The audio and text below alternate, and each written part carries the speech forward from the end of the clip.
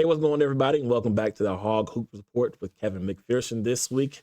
It's a lot of basketball going on, but of course, the big news everyone is talking about, Jaylin Williams, the power forward, the sophomore power forward, is not returning to the University of Arkansas. He will be staying in the 2022 draft. Kevin, you predicted him staying. What do you think helped him along the way to help him stay in the NBA draft and not return to the University of Arkansas? I think several things helped him, CJ. I think it was a combination of stuff.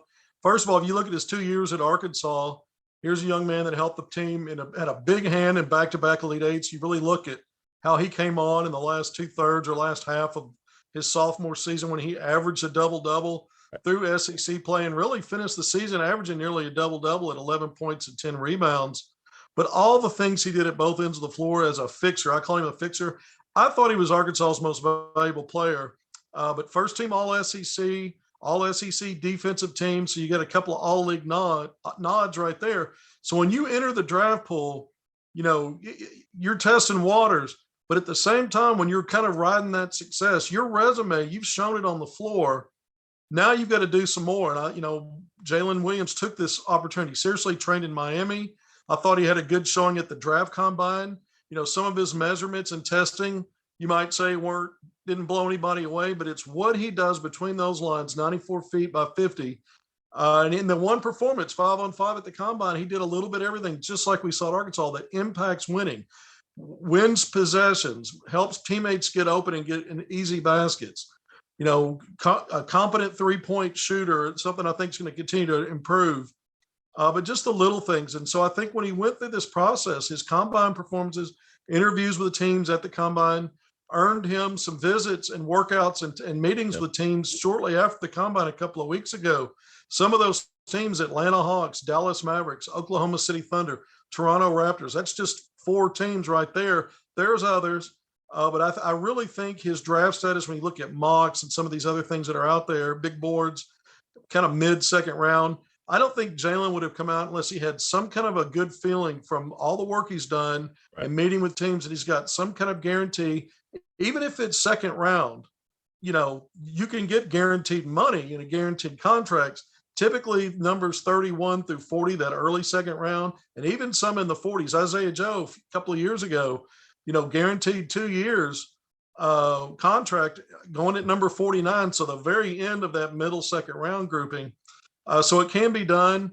And, from what I'm being told, Jaylin's got a draft guarantee. I'm hearing this. I've been hearing it for a while. It could be as good as late first round. We'll see. But I think he made the right decision, and we're going to see it all play out in late June when the NBA draft is held at the Barclays Center again in Brooklyn. But I just look at Jaylin Williams' body at work at Arkansas, what he was able to do this offseason once he decided to test those waters. He didn't just, kind of put feelers out. He went to work. Like I said, the training, his body fat's down to 8%. I think that's a big improvement. And I just think Jaylin Williams is probably going to hear his name on draft night, probably made the right decision. And when I look at the Arkansas Razorbacks, CJ, and how that impacts the team, Eric Musselman and his staff are no strangers to replacing players lost. They try to retain that had draft or pro possibilities. If you look at it, about 7 players since he's been here have all opted to go pro. Isaiah Joe, I mentioned his name, Mason Jones, really in year 1. And then you started looking at Moses Moody, who, he was a one and done. He was a lottery pick. He was projected as a first rounder before he ever stepped foot on Arkansas's campus, and proved that to the back end of that lottery at number 14. He was a guy I don't think Arkansas expected to keep. But guys like Jalen Tate and Justin Smith 2 years ago, because of the COVID do-over, could have come back, chose to go the pro route. We saw it this past season. Not only Jaylin Williams, J.D. Notae, third-team All-American, also first-team All-SEC, deciding to go the pro route. He'll have some opportunities there. Even if it's not the NBA right away, I think he'll get a shot in the NBA Summer League and make a G League team. And then Odise Tony, a guy that Arkansas figured maybe to get back for another year, also deciding to go pro. So a lot of players, when you look at Arkansas going pro, and what does Eric Musselman do?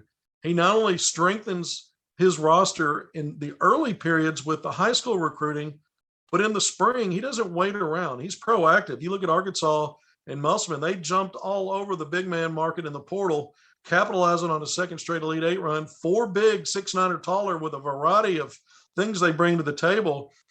sort of doubling down if Jaylin Williams didn't return. So I think Arkansas is going to be okay. I think the previous years of recruiting and back-to-back Elite Eights, back-to-back final national top 10 rankings, and you look at Arkansas the last 2 years, the best record, not only overall, but in SEC games in the SEC. So there's a lot for Arkansas fans to look at when these players leave.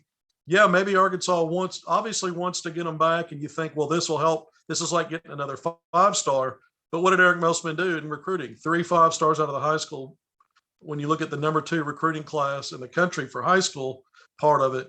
And then in the portal, some say it's the best portal recruiting. I mentioned 4 6'9" guys transferring in, but also Ricky Council here in May, that big 6'6" wing guard. We know Musselman likes those versatile perimeter guys that can defend multiple positions. So I think Arkansas is stacking up for a team that's got another eye on a national top 10 type of team. Maybe the building blocks are there for a Final Four run. That's sometimes about luck and some other things. But, I don't think Arkansas looks back on this. I don't think Jaylin Williams looks back on this. And certainly on a weekend when Jaylin Williams makes his announcement on Saturday, it's right in the middle of the weekend, CJ, when Arkansas, the newcomers, 11 out of 13 on scholarship, are making their way to campus on basically moving day throughout Memorial Day weekend. That's right. And, man, what a weekend for Arkansas Razorbacks, the fans and the players. Like you said, the newcomers are on campus already. I just seen the video with Jalen Graham and Nick Smith Jr. getting some work in that Arkansas basketball facility. He threw a lob to Jalen Graham off the ground. And then, oh, my goodness, Graham went and got it with a 2-hand throw-down mellow slam. My goodness, the man has hops. But who is all on this campus right now, Kevin? Who's all have you seen so far? Yeah, so you had guys starting to come in on Friday. Ricky Council, the 4th, who is a rim climber, man. That guy takes the elevator all the way up to the penthouse. He came on Friday. You had several guys. When you look at Joseph Pinion, Barry Dunning Jr. on Saturday, Graham, and you also had Trevon Brazil, the other 6'9", the freshman transfer from Missouri. And then on Sunday, Darian Ford and Nick Smith Jr. I expect the Mitchell twins to be in shortly. It's going to be just a little bit on Jordan Walsh and Anthony Black. And I'm going to tell you why. They're taking part in that Team USA basketball 18 and under FIBA America's training camp. That started midweek in Houston, started out with about 26 players. They've already been named as among the 17 finalists to continue on in this camp before the team's finally pared down to a 12-member team that will compete in that event, FIBA America's tournament. Later on in June, early second week of June, we'll wrap up at mid-June, and then they'll move on campus. But I expect both of those guys to make the team, and we're looking at a little bit later date for Anthony Black and Jordan Walsh, the 2 5-stars. When you add Nick Smith Jr., the number 1 player in the country, you've got 3 5-stars that we've talked so much about. Oh, yeah. But just a couple of those guys struggling in late. But it's part of Team USA basketball. It's a great opportunity for those young men.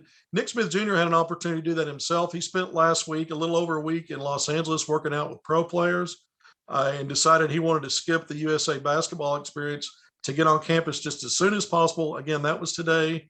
And you see it. They're already in the Performance Center. You talked about it. I put some video clips out from Jalen Graham's Instagram post. Yeah. I think this Arkansas team, you're already starting to build some excitement because you're looking at past results. You're looking at recruiting rankings. But now we get to see these 11 newcomers along with Devo Davis and Kamani Johnson. We are going to start getting glimpses of how this comes together as Arkansas builds towards and ramps up year 4 under Eric Musselman. A lot of expectations, CJ, as the Razorbacks get into it now that they're on campus. A lot of expectation, but Coach Muss, he's ready for it. He's ready for next season. He already has pictures with Nick Smith Jr. and his family. He took a big picture. He put it on social media. You can see all that on Twitter, Facebook, everywhere. But these guys are on campus, and they're looking forward to the next season. But the team that's coming after them, the 23 team, Arkansas Tigers playing at the Nike event, another event for high schoolers. Talk about that Nike event and talk about those Targets that are doing pretty good in the offseason. Well, I've been watching a lot of basketball this weekend, CJ. It's in Louisville, Session 3 for the Nike EYBL circuit. This is not a live eval period, so coaches aren't out there, but you can live stream it. There's a lot of ways to take it in if you're a coaching staff. But Layden Blocker, class of 2023, man, he is lighting it up again. He was a star back in April in Nike's first 2 sessions. ESPN ranks him number 28 in the country, one of the highest 4-star rankings you can get. And I really think he's helped himself. I'm at a point now where I'm going to say Layden Blocker, 6'2" point guard out of Little Rock, played for #1 Sunrise Christian Academy last year in Kansas. I'm willing to say I think this guy has earned a 5th star. It's time to bump him up, man. He's had, out of 3 games this weekend, he's had 2 20-plus point, 10 rebound double-doubles. For a 6'2" point guard, this guy is a warrior on the glass. He takes a defensive rebound and he turns it into gold pushing the other way because he's got burst, straight line speed. He attacks the rim with a passion and a vengeance. He'll get off the ball and facilitate for others. His 3-point shot's gotten better. And look, today, 27 points and 10 rebounds in a close call win, a 6-point win for 17 under Brad Bill Elite. It's a tie game late, and he hits a big 3-pointer to break that tie. In a game yesterday, he scored 5 points in a row to close out the game, extend a 1-point lead to 6. So it's not just the stats, big clutch plays. And today, that 27 10-point rebound, 4-assist game came against what's been the #1 player in the country, DJ Wagner, the 5-star guard out of New Jersey. Blocker outplayed him today, and the numbers show it, and the finish in that game shows it. So Blocker, I think, for me, has moved that needle to 5-star status. Let's see what the rankings do in the next few weeks and months. But an outstanding performance from a young man who's going to be on campus for his official visit with the home state Razorbacks, June 6th through 8th. So just a little over a week away. And look, another visitor coming right off the heels of that visit, June 9th through 11th, official visit, Ron Holland, the 6'8" forward out of Duncanville, Texas. Teammates last year. When you look at Anthony Black, the 5-star that Arkansas, won his pledge. Right. His place for 1700 Drive Nation on that Nike EYBL circuit. So he was teammates also with Jordan Walsh this time last year on that circuit. So there's Arkansas ties, but he loves the Razorbacks. I recently did a recruiting article about him, talked to his mom at length, and they really like the fan base. They like the coaching staff. They're looking forward to that visit. But he put up some good showings also this weekend. It's still ongoing, but he's already had some really good games. What I love about him at 6'8", he gets in transition. It's so hard to stop him because he's quick, has finishing skill through contact. He can shoot the 3 ball. I think the first couple of games he was a combined 4 of 8 from 3.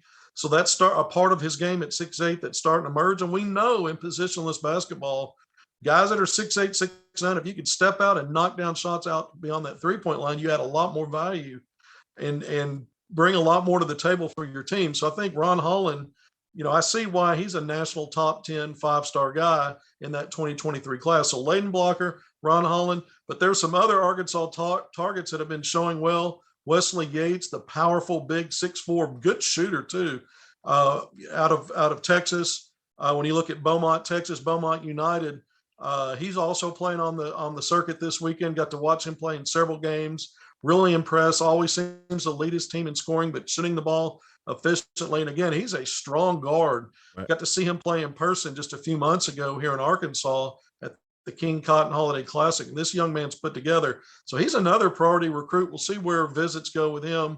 But when you really look around, CJ, and you look at the efforts that Arkansas puts into recruiting, we can always talk about what they've just got moved on campus, but it doesn't stop there. And even though this wasn't a live evaluation period, you can bet Eric Melson and his staff are paying attention to what these younger players are doing, because they're in hot pursuit recruiting, getting them on campus for visits, like I mentioned, in early June. And then you're going to see more and more players from that 23 class, even 24, come onto campus for a combination of unofficial and official visits all the way through the fall and then into basketball season, as Arkansas tries to maximize every opportunity to get guys on campus, because that's the next step in earning commitments down the line. Well, Kevin, it sounds like you've been watching some good basketball. AAU is the best time of the year, especially, my goodness, with high school. They get to travel, go on the road, and play against some of the best talent, and also get their status up a little more, get some more college recruits and some more college looks at when you get into AAU, because AAU, man, it's a battle. Let's talk about Moses Moody, who's still in the NBA playoffs. As a matter of fact, he's in the NBA finals this year, this rookie season, and has the second most minutes in NBA history behind one of the greatest basketball players we've ever seen, Kobe Bryant. Kevin, man, you talked about this. He's actually the youngest player to have those minutes in the NBA finals as well, right? So it's a couple of ways to look at this. Kobe Bryant, as a 19-year-old, has the most minutes in a conference finals in the playoffs.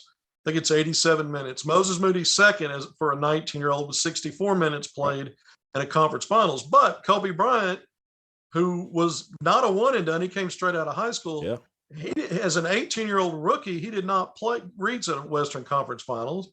He did that as a 19-year-old second-year player. So if you want to look at it that way, Moses Moody's the youngest rookie to have the most minutes in a conference finals in the NBA playoffs. So it sets a standard there. Also, it's back-to-back years, CJ, that are a former Hog, Hog great, a pro Hog has made it to the NBA finals. Last year, Bobby Portis got to hold the Larry, carries it around with him when they let him. Proud of him, right? Bobby Portis, Arkansas great. And now it's Moses Moody in the finals. This is it's make or break for both Boston and Miami. Right. To earn that berth into the championship series, the final series. That series is not up 3-3 going into Game 7, and so Golden State, they won 3 titles out of 5 years. The last 2 years have been, rocky for that organization, dealing with injuries, mainly Klay Thompson and some other Kevin Durant departure, things of that nature.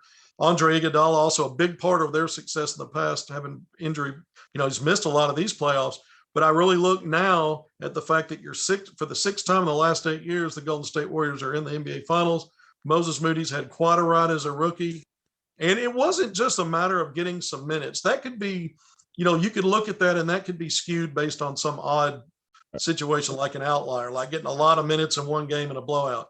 This young man, Moses Moody, has been a part of the top 7-8 rotation for the Warriors through the 3 or 4 of those final games in that series against Dallas in the Western Conference Finals.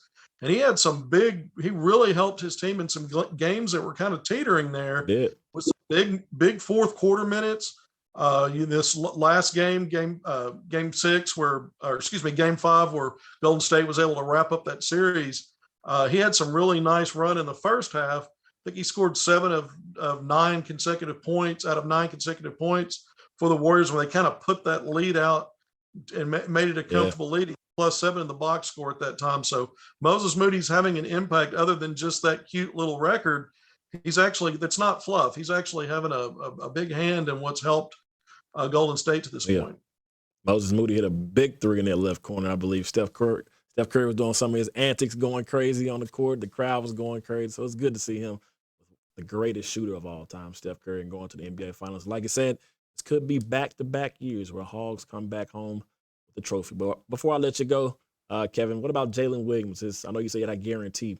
Is there like a top 3 teams looking at him right now? I know you talked about 4 of them, but with those guarantees, are there, I guess, with those teams, which teams you're talking about, they're at the top right now, you think?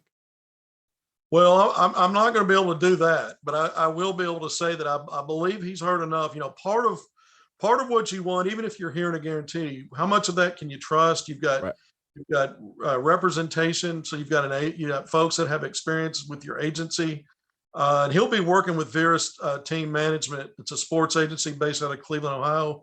Several NBA players, including, speaking of 19-year-old rookies, Jonathan Kuminga, Moses Moody's teammate at Golden State. That's one of the clients of this agency.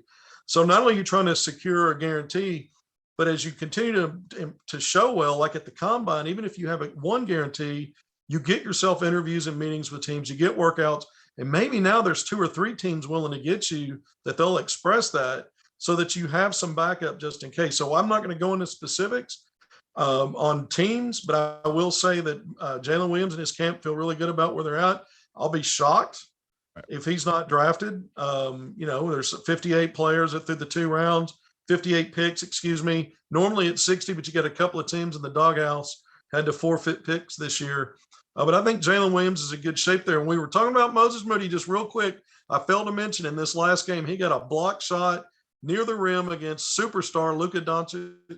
So aside from everything else, when you're out there in these big time situations and you're responding like Moses Moody, we can add up stats, we can look at minutes, all that stuff, but he's got to be having the time of his life because now he's on the floor. He's doing it through the regular season at different times. His role changes and shifts probably. And getting 11 starts and being in the rotation at times has got to be great for a rookie. But in the playoffs, when all the minutes and roles start to shrink and he's stepping up, this is going to be something that he builds on. And I think no later than year 3, people around the league are going to be saying this guy is one of the most dependable top 3-and-D plus. I think he's more than just a 3-and-D player, but a 3-and-D plus player in the NBA. By year 3 in that organization, that's saying a lot.